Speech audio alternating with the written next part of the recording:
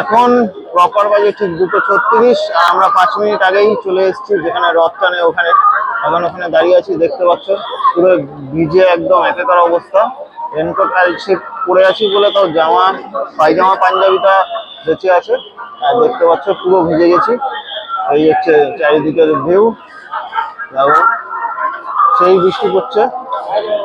আর এই চারিদিকটা দেখো, এখনো কিন্তু রথ বেরোয়নি। প্রতি বছর বেরিয়ে যায়, এবছর কিন্তু এখনো বেরোয়নি। চলো এবার ব্যাকের লোকেশনটা দেখিয়ে দিই, ব্যাকের ভিউটা তোমাদের দেখিয়ে দিই এখন পরিস্থিতি কিরকম।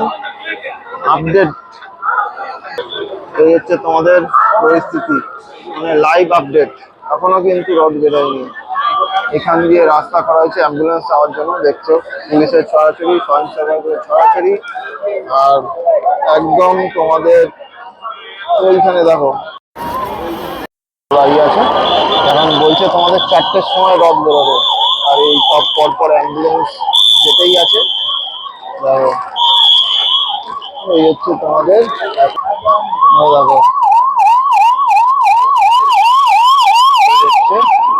মাঝখান দিয়ে অ্যাম্বুলেন্স যাওয়ার রাস্তা, আর বাদিক ডান দিক দিয়ে লোক চলাফেরা করছে। পুরো সব বৃষ্টিতে ভিজে গেছে। এখন জানি না, কিন্তু যত দেরি হোক রথের দড়ি তো আজকে টেনে যাবই। মানে এই ইচ্ছাটা তো পূরণ করতেই হবে এবার। অনেকবার এসছি, এইবার সুযোগ পেয়েছি তো এইবার রথের দড়ি টেনে যাবই, ছাড়বো না যত দেরি হোক। চলো।